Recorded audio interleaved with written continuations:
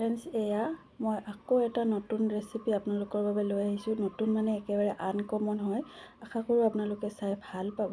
এয়া ৰৈ যোৱা আটা লাডুৰে কেনেধৰণে বনাব পাৰি মই তাকেই দেখাবলৈ ওলাইছোঁ। প্ৰথমতে সকলোকে মোৰ চেনেললৈ স্বাগতম জনাইছোঁ। আশা কৰোঁ ভিডিঅ'টো চাই আপোনালোকে ভাল পাব, আৰু যদি ভাল পায় তেনেহ'লে লাইক এটা কৰি দিব, আৰু যিসকলে ছাবস্ক্ৰাইব নাই কৰা প্লিজ চেনেলটো ছাবস্ক্ৰাইব কৰি ল'ব। আৰু এয়া চাওকচোন, ৰৈ যোৱা আটাৰ লাডুটো মই পেলাই নিদি পেলাই এনেধৰণেৰে মই ব্যৱহাৰৰ কৰিবলৈ ওলাইছোঁ। ফাৰ্ষ্ট মই বেলি লৈছোঁ অলপ দীঘল দীঘলকৈ, মানে এইটো ৰোল বনাব লাগিব, আৰু ৰোল বনাবৰ বাবে মই দীঘল আকৃতি এটা দি লৈছোঁ। আৰু ইয়াতে কওঁ যে মই কাঁহীখনতনো কিয় বেলিছোঁ, মানে মই ৰুটি বেলাখন মই নাপালোঁ, বিচাৰি পোৱা নাই, সেয়েহে মই কাঁহীখনতে বেলি লৈছোঁ। আৰু এয়া বেলা হোৱাৰ পিছত মই ৰোল আকৃতি এটা দি আছোঁ। লাহে লাহে চেপি নিদিব, মানে হেঁচি হেঁচি নিদিব, ধুনীয়াকৈ লাহেকৈ এনেকৈ ৰোল বনাই দিব। আৰু ইয়াতে আঠা দিবৰ কাৰণে পানী নাইবা তেল দিব পাৰে, আৰু মই মিঠাতেল দি পেলাই আঠা লগাই দিছোঁ। এয়া চাই থাকিব ফ্ৰেণ্ডছ ভিডিঅ'টি শেষলৈকে। খুবেই টেষ্টি এটা ৰেচিপি হ'বলৈ গৈ আছে। আৰু মই এয়া ৰোল দুটা তৈয়াৰ কৰি ল'লোঁ, আৰু মই দুইটা ৰোলে গৰম পানী দি দিছোঁ এয়া, আৰু নিমখো অকণমান দি দিছোঁ, আৰু তাতে ৰোল দুটা দি দিম। আৰু এনেধৰণেৰে মই বইল কৰি ল'ম ফাৰ্ষ্ট, মানে ভিতৰটো সিজি যোৱাকৈ, নহ'লে কেঁচা কেঁচা লাগিব ডাইৰেক্ট বনালে, সেয়েহে মই ফাৰ্ষ্ট বইল কৰি লৈছোঁ। আৰু ফ্ৰেণ্ডছ, এই ভিডিঅ'টো মই নিজে আইডিয়া কৰি বনাইছোঁ, চাওক।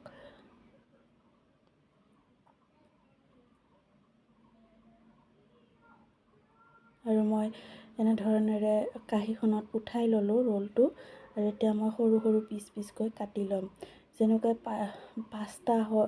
পাস্তা যেনেকুৱা টুকুৰা টুকুৰকৈ থাকে ন, ঠিক তেনেধৰণৰে দেখা যাব। আৰু এয়া মই ব্যৱহাৰ কৰিম যিখিনি পাচলি, বিলাহী, মটৰ, নৰসিংহৰ পাত, তাৰপিছতে জলকীয়া, পিঁয়াজ, এইখিনি মই কাটি লৈছোঁ।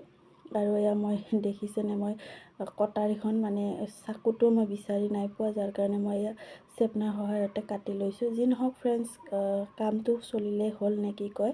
আৰু এয়া মই ধুনীয়াকৈ সৰু সৰুকৈ কাটি লৈছোঁ।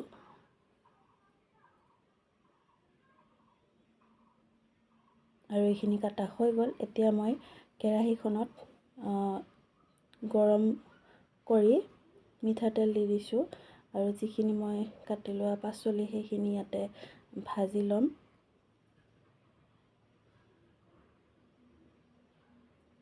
এয়া ফাৰ্ষ্ট নৰসিংহৰ পাতখিনি দি দিছোঁ, একেবাৰে কোমল হৈ আছে নৰসিংহৰ পাতখিনি, আৰু কোমল নৰসিংহৰ পাত খাই মই বহুত ভাল পাওঁ। আৰু এয়া চাওক, পিঁয়াজখিনিও দি দিছোঁ, পিঁয়াজখিনি ৰঙচুৱা নোহোৱালৈকে মই ভাজি থাকিম। আৰু ইয়াতে জলকীয়াখিনিও দি দিছোঁ, এয়া নিমখ হালধিও দি দিছোঁ, লগত যিখিনি বিলাহী, মটৰ আছিলে সেইখিনিও মই ফ্ৰাই কৰি ল'ম। এইখিনি অলপ দেৰি নিসিজালৈকে মই লৰাই থাকিম।